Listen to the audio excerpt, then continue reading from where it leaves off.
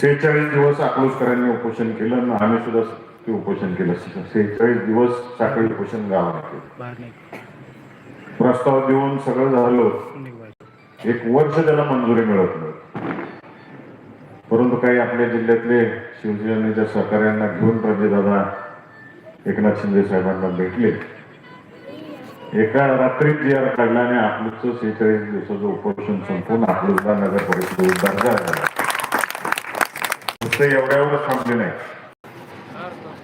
रणजितदादांनी त्यांच्याकडं अंडरग्राऊंड ड्रेनेजसाठी मागणी केली. 200 कोटी रुपये अंडरग्राऊंड ड्रेनेज सिस्टीमसाठी एकनाथ शिंदे साहेबांनी दिले. केंद्राची पाणी पुरवठ्याची स्कीम होती 300 कोटी, राज्य शासनाची शिफारस लागत होती, ती सुद्धा त्यांनी त्वरित दिली. ते 300 कोटी सुद्धा मंजूर केली. आता जवळजवळ 550 कोटी रुपयाची कामं अकलूज नगरीमध्ये चालू आहेत. म्हणजे अशा जिल्हा त्याच्या नेतृत्वाखाली आदरणीय भाऊंनी सेनेत प्रवेश केलेला आहे. या ठिकाणी नक्कीच आता करमाळा तालुक्यातील करमाळा शहराने अनेक वर्षाचा विकासाचा वनवास भोगलेला आहे. कारण का बऱ्याच वेळा असं झालं की भाऊ जिकडे जाते त्याच्या विरोधातली सत्ता होती. त्यामुळे मनात किती असलं विकास करायचं तर वरनं काही झोळीत पडत नाही. परंतु आता झोळीत भरभरून देणारा माणूस तुम्हाला भेटलेला आहे. त्यामुळे नक्कीच आता करमाळावासियांनी ठरवायचं. माझ्या सगळ्या निवडून येणाऱ्या सदस्यांना विनंती राहील, इलेक्शन झाल्यावर राजकारण बाजूला ठेवायचं. सगळं गाव बोलावा आणि कुणाला कुठं काय काय करण्याच्या विकासाच्या दृष्टिकोनातून पाहिजे ह्याच्यावरती टाउन प्लॅन कसा झाला पाहिजे ह्याच्यावरती चर्चा करावा. चर्चा करून तुमची नगरपालिकेचा ठराव करा आणि शिंदे साहेबांकडे जावा. मी सुद्धा दिल्लीत असतो. काही राज्याच्या योजना असतील, काही केंद्राच्या योजना असतील आणि श्रीकांत शिंदे साहेब आम्ही तिथे एकत्र जातो. सभागृहात एकामेकांच्या विरोधात दुपारी जेवणाला आम्ही एकाच टेबलला असतो सगळे. त्यामुळे मी तिकडून पण शिफारस करतो. म्हणजे वडिलांना सांगतील द्यायला लागतील. त्यामुळे कमी काय पडणार नाही. जरी मी विरोधी पक्षात असलो, आदरणीय विजयसिंह मोहिते पाटील साहेबांनी राजकारणापुरत राजकारण आणि इतर वेळेस जिल्ह्याचा विकास झाला पाहिजे ही शिकवण दिलेली, सर्वसेनी ती शिकवण दिलेली, ती शिकवण आम्ही पुढं चालू ठेवलेली. आणि निश्चितच करमाळा शहराच्या विकासाच्या दृष्टिकोनातून भाऊजी माझ्यावरती खासदार या नात्याने काही जी जबाबदारी टाकतील ती परिपूर्ण करण्याच्या दृष्टिकोनातून या ठिकाणी प्रयत्न करेन. आणि आपल्या सर्वांना आवाहन करतो की आदरणीय भाऊंच्या नेतृत्वाखाली जे पॅनल उभा आहे त्यांना भरघोस मताने आपण येत्या 2 तारखेला निवडून द्यावं असं आवाहन करतो आणि आपल्या सर्वांची रजा घेतो. धन्यवाद खासदार साहेब. यानंतर आदरणीय भाऊ.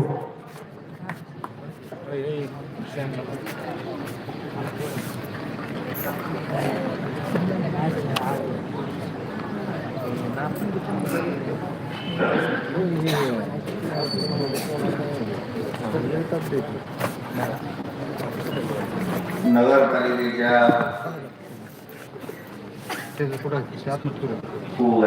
इलेक्शनच्या निमित्तानं आपल्या जिल्ह्याचे आदरणीय खासदार दलित बळीरामती पाटील साहेब, माजी नगराध्यक्ष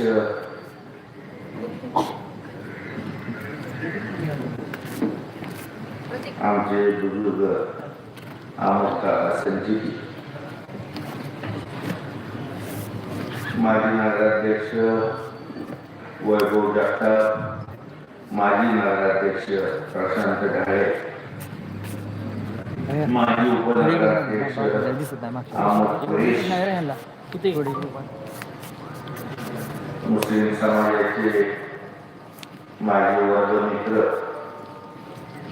श्री उस्मान शेख तांबुळे,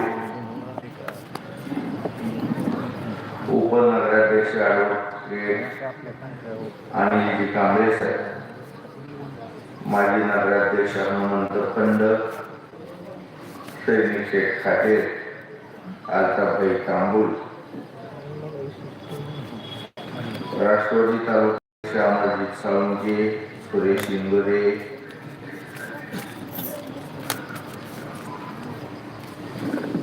क्रमांक 1, 2, 3 चे उपस्थित सर्व मतदार, तिथले उमेदवार आणि बंधूंनो, वास्तविक मला इथे सभा घ्यायची नव्हती, पण बऱ्याच जणांचा निरोप आला. ते म्हणजे भाऊ इथं सभाच घेणार.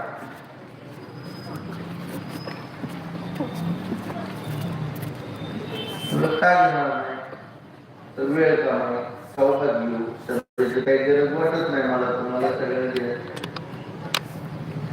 नाही इथं घेणार नाही असं अशी अफवा.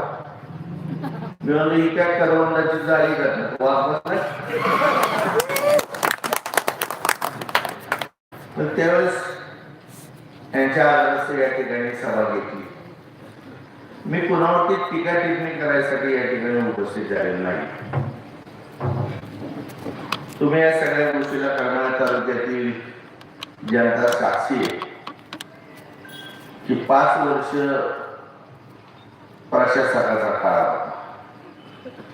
शासनाच्या हातात नगरपालिका होती, त्या ठिकाणी लोकप्रतिनिधी, नगरसेवक, नगराध्यक्ष हे नसल्यामुळं तो कारभार प्रशासकाच्या हातात होता आणि प्रशासकीय कारभार म्हणजे मनमानी कारभार.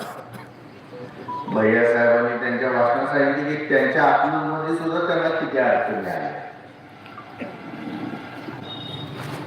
मला या ठिकाणी आपल्याला आवडून सांगायचं की कुणाचं मडक कुणावरती थापत असेल कुणी. कारण आमच्या बाबतीत आता कुठल्या गोष्टीची टीका करता येत नाही. आम्ही काही संस्था बंद पाडल्या नाही, आम्ही तालुक्याच्या राजकारणात वाटोळं केलं नाही, आमचा व्याज वाटण्याचा धंदा नाही, आमचा दलालीचा धंदा नाही, आमचा फसवाफसवीचा धंदा नाही, किंवा तुम्हाला सांगतो दोघात भांडण लावून तेच परत मिटून मलाही खायचा एक धंदा नाही. किंवा असं बी आम्ही कधी समाजसेवा करत नाही की गणितलं मेले आणि माझ्या गणतीच्या 5 पेट्या सुतळी बांबू असलाही आम्ही धंदा करत नाही आणि पुन्हा त्याचे पैसे घेत नाही. एखाद्याने जर आवर्जून सांगितले की आमच्या घरी लग्न आहे बायासाहेब, 1000 लोक जेवायची असली तर इथले गल्लीतले कारभारी सांगतात 1500 लोकांचा स्वयंपाक करावा लागतो, 500 लोकांचं शिल्लक राहिले की तुम्हाला सांगतो आठवड्यावर त्यांच्या जनावरांचा आंबवण. असे आमचे धंदे नाही. मला या ठिकाणी आपल्याला सांगायचं, मी आधीच म्हणून मी टीका करणार नाही पण टिकमार करणार. शाळेत सर टिकमार करतो, कुणावर टीका करत नाही. चुकला नापास, बरोबर आहे पास, असं यासाठी उभारलं. तर या ठिकाणी मला तुम्हाला सगळ्याला सांगायचं की बाबा आमचे बंधू वकील साहेब मागाशीच म्हणले आणि जे काम त्यांनी थोडक्यात भाषणात सांगितलं. माहिती मला जरा बरोबर करायची असं म्हणून काही जास्त लागतं आणि वेळ कमी पडायला लागला म्हणून जरा बोलायचं होतं. पण आता मी थोडक्यात आठवतो, आचारसंहितेचा भंग झाला नाही पाहिजे आणि तुमच्याही लक्षात आलं पाहिजे. या दोन्हीचा समन्वय गाठायचा आहे मला. तर मला या ठिकाणी आपल्याला एवढं सांगायचं की त्यांनी नागरिक संघटनेची किती वर्ष सत्तापैकी 35 वर्ष एकच नगर, बाकी सगळे नगरसेवक आणि त्यांना अर्बन बँकेतनं खर्चायला पैसे काढून द्यायचे कर्ज आणि त्यांनी तुम्हाला सांगतो कष्ट करून ते फेडायचे असं मला नालबन सांगत होता. मिरच्या वांगे बेचके हमने कर्जा चुकाय बोले अर्बन बँका पैसे 3500 4000 आवश्यक खरे खोटे तुम्ही दोघं नगराध्यक्ष एक दुसऱ्याच्या पाठीमागं तुला पण ज्यावेळेस आमच्याकडे सत्ता आली की ज्याप्रमाणे घरामध्ये गृहिणी एकटीच असतात, एकटीच गृहिणी असते, एक स्वयंपाक ती कधीच करत नाही.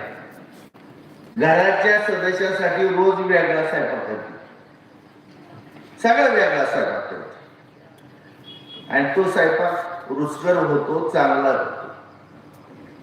तसं जागताप पार्टीची गृहिणी मी आहे. प्रत्येक वेळेस वेगळा उमेदवार आम्ही सत्ता हातात घेत नाही. जर जनतेने आग्रह केला,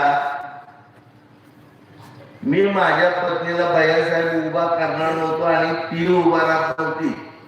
उभा राहायचा विषय निघल्यावरती तिचा बीपी वाढला होता, दवाखान्याचा खर्च करायची काय झाली. म्हणले हे माझ्या गळ्यात काय घालू नका. आमची इच्छा होती पुन्हा एकदा नगराध्यक्षाची संधी, सुवर्ण अल्पसंख्याक व्यापारी दृष्टीने नगरपालिका चालवणं, शहराची देखभाल करणं, समाजसेवेचं ज्यांचं आवड आहे असे मला वाटतं आमचे श्रीनिश खाटे त्यांच्या पत्नीला द्यायचे. पण सगळ्यांनी सांगितलं की भाऊ तुमची पाहिजे आणि श्रीनिश शेठची उभं राहायची म्हणल्यानंतर नाही तेच मुंगे उठले. सोपय म्हणले मराठा म्हणून मतदान घेऊ. सोय झाली. श्रीनिश शेठ म्हणले मला थांबू द्या, बळीला तुम्ही जावा. ठीक आहे बाबा म्हणून जातो. नाही तर त्यांना विचार, माझी इच्छा नव्हती आणि मुळीच नव्हती. पण थोडस राजकारणाचं माझं पाठबळ होतं, भ्यायसारखी सुद्धा गरज नव्हती. पण आमच्या शेठनी कशामुळे थोडस माघार घेतली आणि ही जबाबदारी आमच्यावर पडली. नाहीतर मला घरात सत्ता घ्यायचीच नव्हती. वैभवच्या बाबतीत सुद्धा 2 वर्ष तो शहरात काम करत होता. मी त्याची उमेदवारी सुचवली नाही. ॲडव्होकेट वीर वकिलांनी बरीचशी माणसं गोळा केली आणि त्याची उमेदवारी आमोशेठ तुम्ही सुद्धा साक्षी आहे, मी दिली नाही त्याला उमेदवारी. आणि ज्यावेळेस नगराध्यक्ष त्यावेळेसही सांगितलं की आमचं नाव उज्ज्वल करायचं असेल तर तू व्यवस्थिशीर काम कर. मग जेवढे नगराध्यक्ष केले, वैभव असू, दीपकजी ओळ असू, आमच्या बऱ्याचशा महिला फंड असतील, वाशिंबेकर असतील, चिवटे असतील किंवा आणि मला वाटतं आगलावे, या सगळ्या त्यांचा कालखंड तुम्हाला सांगतो माझ्यापेक्षा जनतेच्या लक्षात येईल, हे लक्षात ठेवा. आणि एवढ्या सगळ्याचा कालखंड हा यशस्वी गेला, समाधानकारक गेला. आमची जगताप गटाची किमयाच असली आणि माझी तर आहे. जे आयुष्यात कधी निवडून आले नाही, जे टाकीवर गेल्यावरच गुलाल ज्यांच्यावर पडला असता, असलेला सुद्धा भैयासाहेब आयुष्य ज्यांनी घालवलं कवाच निवडून आलं नाही, त्यांना आम्ही उमेदवारी दिली तर ते निवडून आले. आता ही बोळ निवडी त्याचं पण इकडे केला का मला माहिती, तुम्ही मत मला देणार आहे पण उडवायचं नाही. बरं असू द्या, त्यामुळे बोळी तो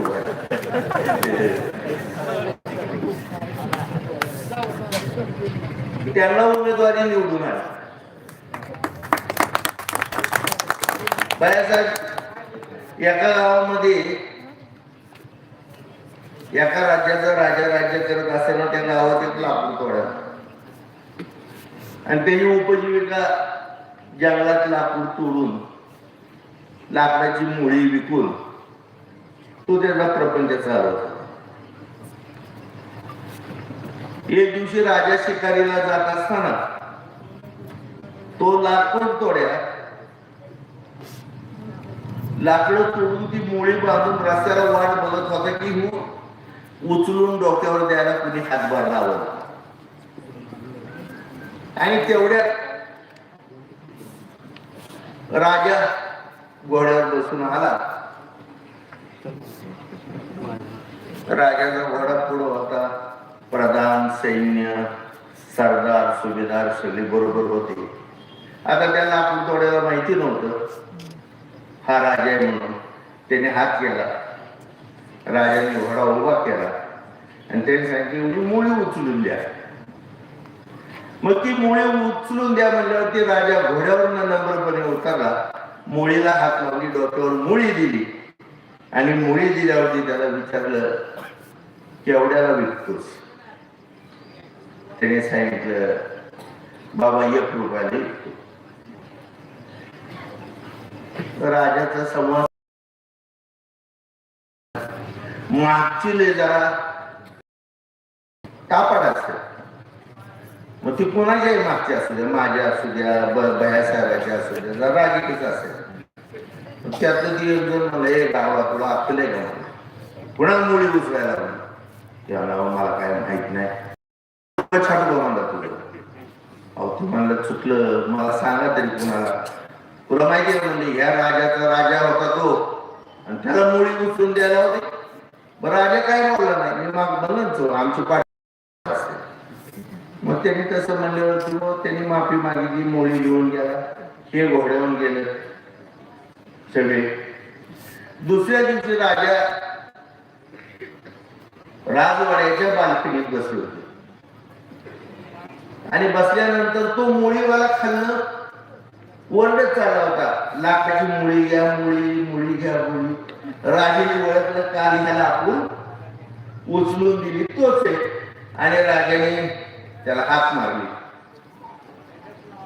त्याने शिकायला पाठवलं सैन्याला. त्याने सांगितलं राजाने बोलवलं, तू मुळी घेऊन आला. राजा असा बसला होता, मुळी खाली टेकून राजाने सांगितलं विकायची का. तो म्हणला हो विकायची. केवढ्याला द्यायची. त्यांनी सांगितलं 1 लाख रुपये. किती. तो राजाला राग आला, काल मला हा 1 रुपया म्हणतो आणि मला आज दरबारात आल्यावर लाख रुपये म्हणतो. म्हणून थोडासा राजा त्याच्यावरती चिडला. तो म्हणला तुला माहिती का की मुळी काल तुला मी डॉक्टर उचलून दिली, त्यावेळेस तूच मला सांगितलं होतं की 1 रुपयाची. तो मला आठवते. मग लाख रुपये सांगतो, मुळी 1 रुपयाचीच आहे मला राजाचं.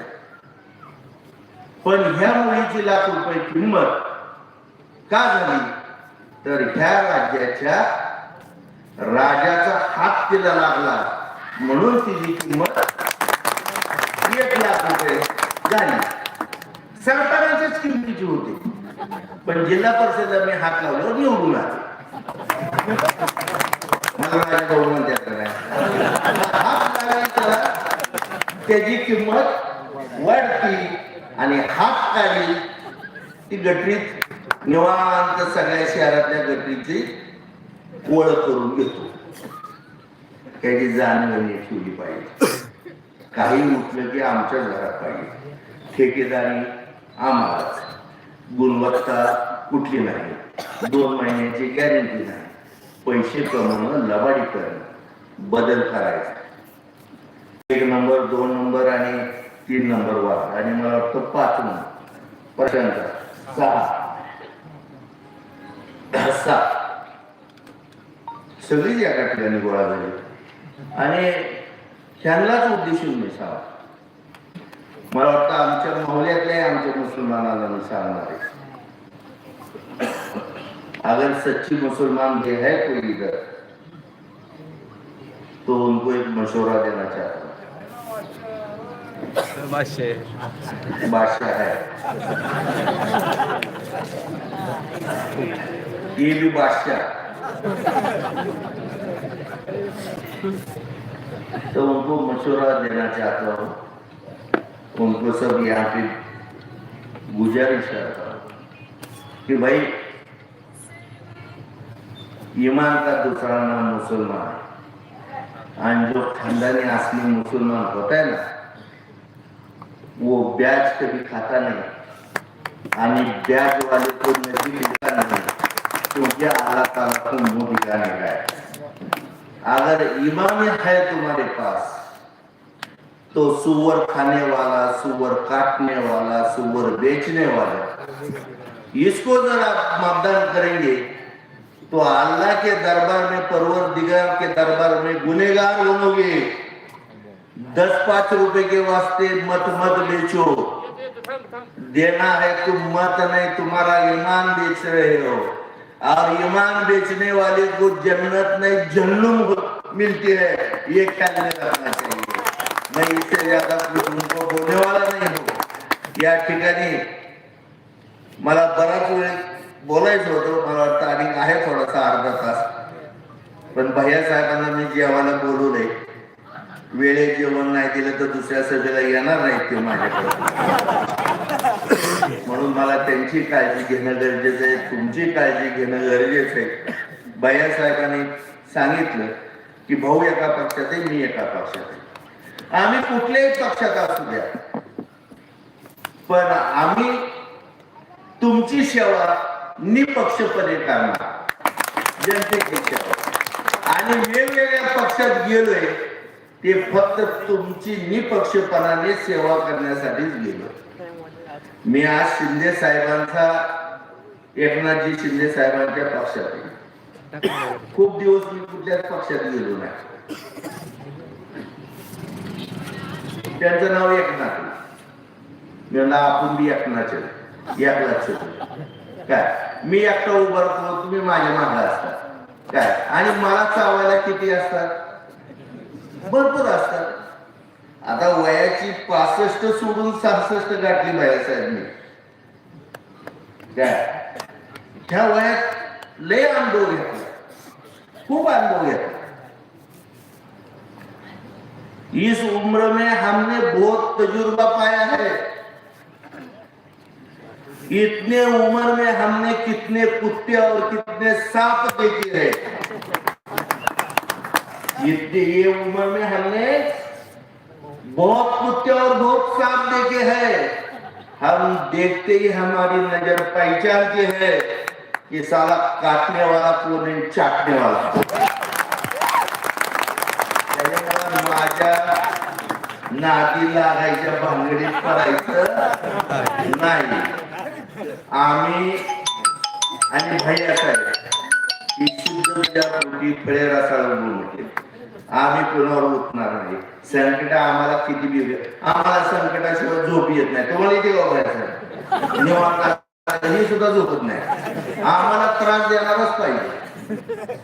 आम्ही बघतो तुमच्या दम किती, देऊ द्या त्रास, कारण शेवट आम्हाला त्रास देणाऱ्याने कधी हा विचार केला नाही, ते हे विचार करतात जाळून पोळून सगळं करून सुलापून आम्हाला काढल्यानंतर ते सांगतात 1.25 लाख रुपये तोळा,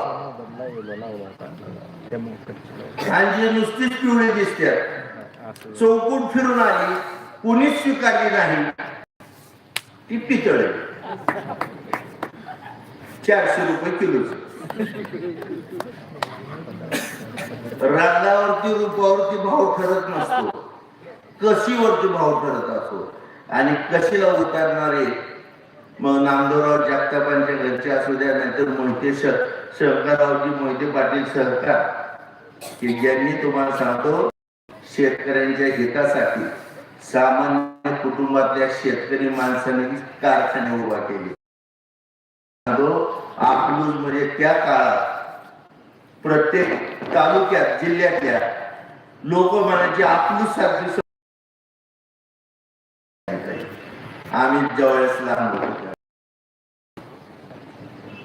करमाळा, पाण्या वाचून करमाळा पहिल्यासाठी नामदेवराव जगतापांनी 66 साली संगमेश्वर सीना नदीवरून तुम्हाला सांगतो करमाळ्याला त्या काळात पाणी मी अभिवचन दिलं तर 90 साली सुभाष चौकात की करमाळ्याचा कायम स्वरूपाचा पाण्याचा प्रश्न मिटवत आणि तुम्हाला सांगतो दहिगावरून 27 किलोमीटर क वर्गात नगरपालिके क वर्गात असल्यामुळे बसत नव्हती. खासबाग म्हणून 11 पक्षाचं त्यावेळेस तुम्हाला सांगतो सरकार होतं बाहेरसाठी तुम्हाला माहिती. आदरणीय विजयदादा त्यावेळेस उपमुख्यमंत्री होते आणि मुख्यमंत्री त्यावेळेस पवार साहेब झाले. नंतर ती केंद्रात गेले उपमुख्यमंत्री आमचे दादा.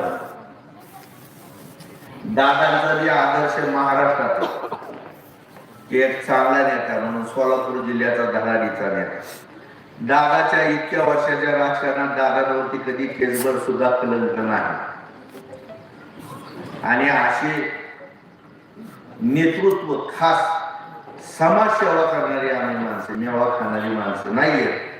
आणि मागाशी माझा विषय राहिला की जसं भैयासाहेब म्हणले की भाऊचा माझा पक्ष वेगळा. एकनाथजी शिंदे तळागाळातलं नेतृत्व आहे. गोर गरिबाच्या माता भगिनींना रोजगार चालू करून दिला. तिला स्वाभिमानाने जगायला त्यांनी 1500 रुपयाची तुम्हाला सांगतो शासनाकडून हे मिळून दिली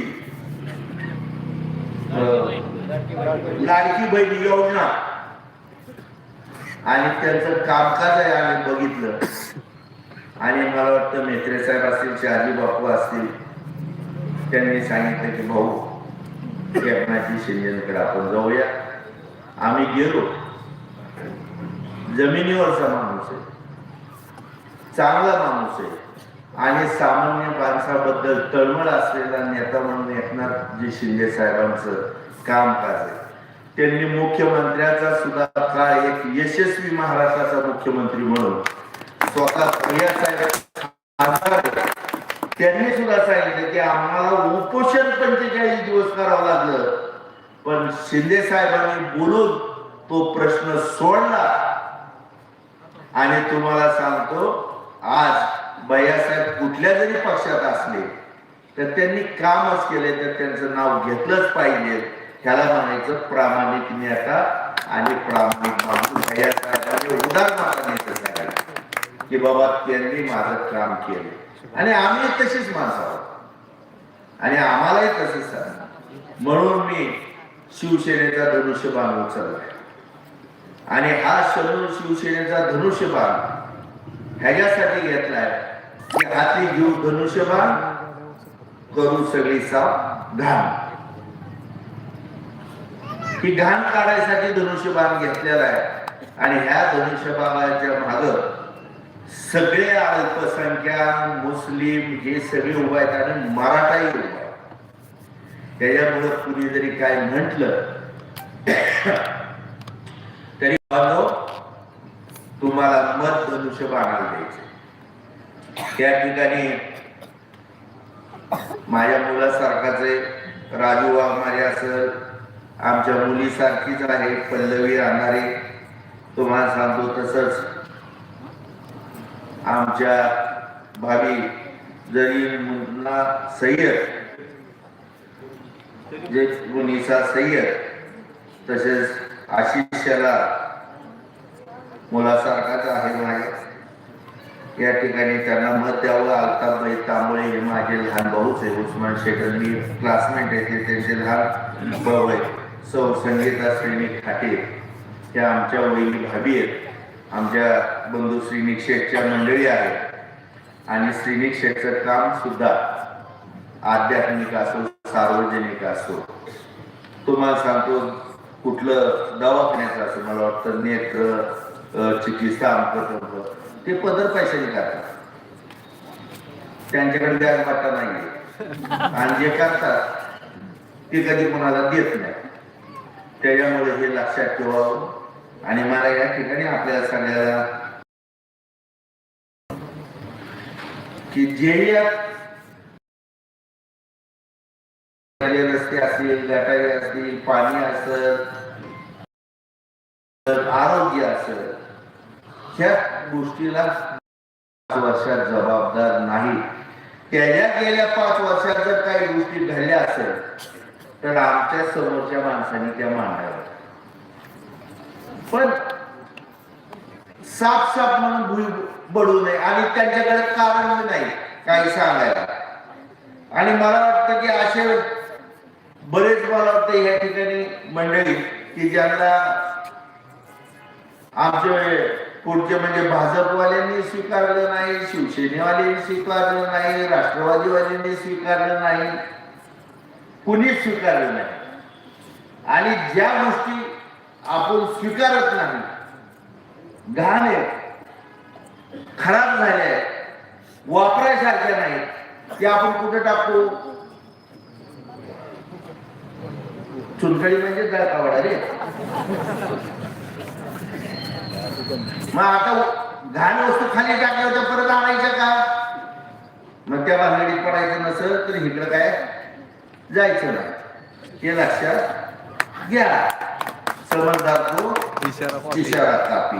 म्हणून त्या ठिकाणी मी तुम्हाला सांगणार आहे की कुणी जरी काही म्हटलं तर काळ आठवा, सगळ्या गोष्टी आठवा. आणि एकच जगताप पाटील आणि मोहिते पाटील की ज्यांच्या नेतृत्वाच्या छायाछत्राखाली सर्वसामान्य उपेक्षित समाज, दलित समाज, भोजन समाज, 12 बलुतेवाले सिंहासनावर असतात. बाकीचे कुणी तुम्हाला बसून देत नाही. ज्यांनी तुम्हाला सांगतो थोड्या दिवसाखाली आता आमचं मला वाटतं कोणबाई एक उभारले आमच काकाचे लाडके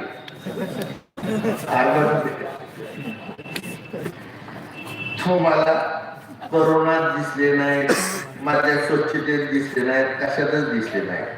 आता या काहीच उभं काय. मग त्यांनी सांगितले काय, रस्ते बघा, गटरी बघा, आमक बघा, तमक बघा. अरे 5 वर्ष झाले की त्याला आम्ही साक्षी, तुम्ही बी साक्षी आणि तू बी साक्षी. आणि आजच काय वर्ग पळत सुटलाय. गमतीशीर गोष्टी सगळ्या. आणि असल्या लोकांच्या तुम्ही भूल थापाला बळी पडू नका. हे सगळे बाजार आहेत, हे सगळे बाजार दिवशीच येणार आहेत. आता इलेक्शनचा बाजार भरलाय. प्रत्येक वार्डात त्यांनी पालं ठोकले.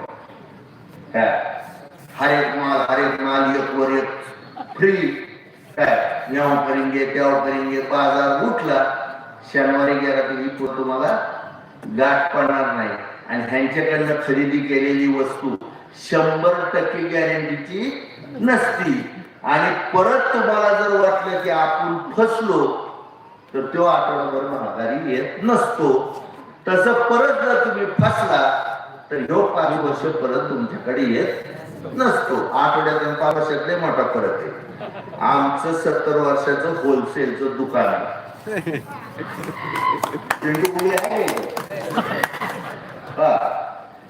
कर्नाळ शहरात 1 नंबर दुकान चालते. कुठलाही माल खोटा नाही, स्वच्छ माल. आणि कधी जरी त्यात काही जर तुम्हाला वाटलं की माल बरोबर नाही, दुसऱ्या दिवशी सकाळी दुकान उघडल्या तिथे जावा, तुम्हाला बदलून दिला जाईल. हेच दुकान माझं 70 वर्ष झाले चालू. खराब बदलून देतो, विकताना चांगलाच विकतो. खराब एकही. आता थोडस जगतापांची नर्सरीच आहे. ही सगळी पैदास कुठल्या नर्सरीतली रोप आहेत ह्याचा तपासला. आता काही त्या म्हणजे थोडीशी चिलाराची निघली भयाच आहे. आता थोडस बिपाप त्याला आम्ही थोडस जरा चुकलो त्यावेळेस, पण तेच काढून टाकायचं काम आता तुमच्याकडे दिलेलं आहे. मला वाटतं सुभाष चौकात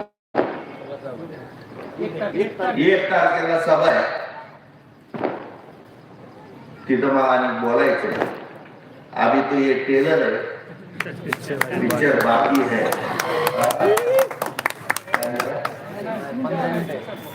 1 वाजता 7 वाजता आहे. त्यावेळेस मला तुमच्याशी बरंच बोलायचंय. पण बदलून कोंबडी 500 रुपयाला पेक्षा जास्त विकते, 700 रुपयाला विकते. मटण 700 रुपये किलो झाले. आणि तुम्ही 1500 विकू नका, 2-3 हजारात विकू नका. तुम्ही माणसे गाडा 45-40 हजार रुपये मिळते आणि तुम्ही जर 3-2 हजाराला विकला तर गाडव सुद्धा तुमच्यावर तुकलवर झाले का, खूप माझी किंमत काय तुझी किंमत काय काय या गोष्टीचा विचार करा.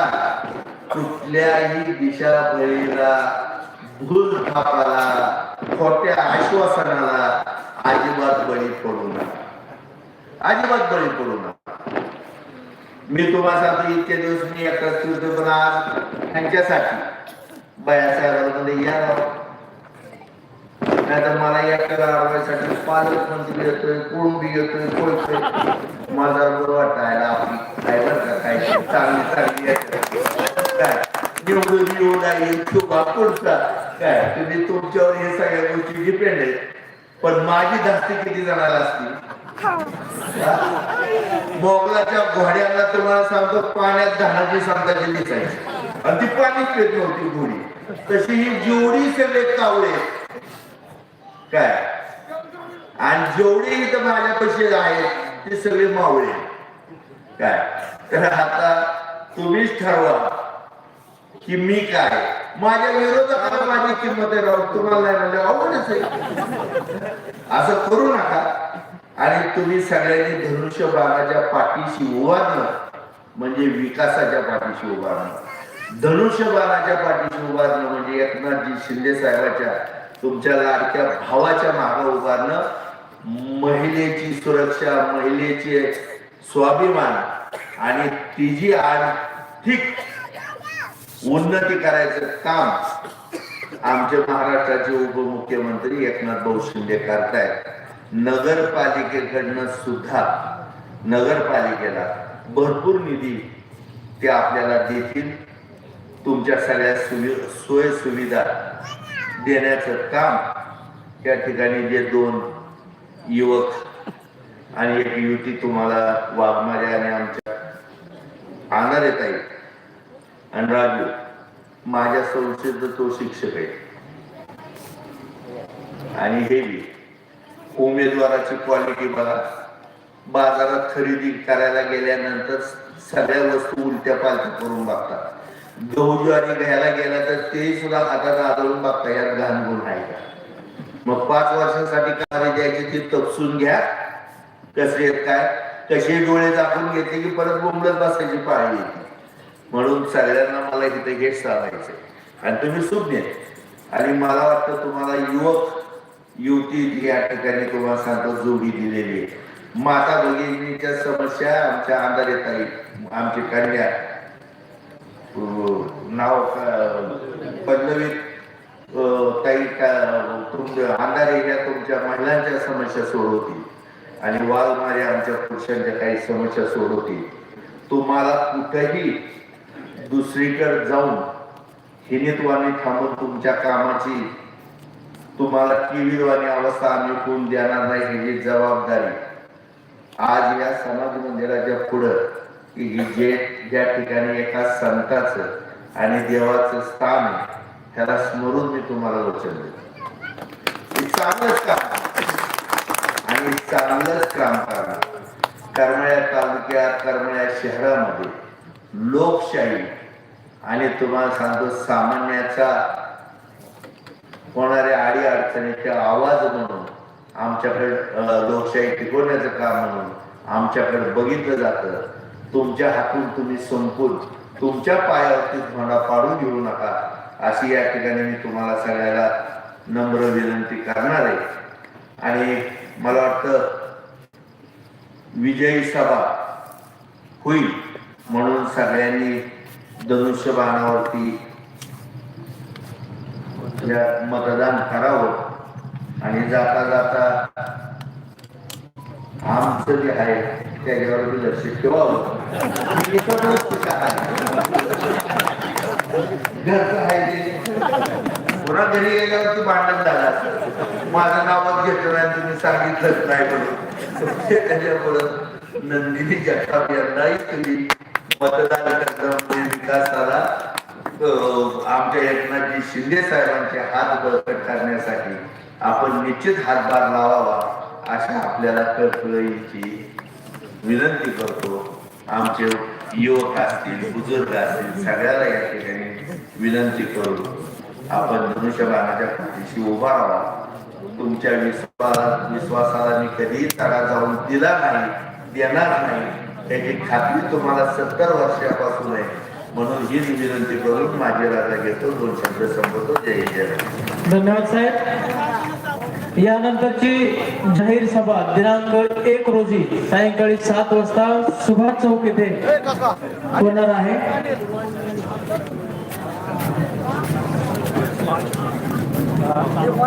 सर्व कार्यकर्त्यांना विनंती आहे की आपण जेवणासाठी सटवाई फार्म हाऊस येथे जायचं आहे.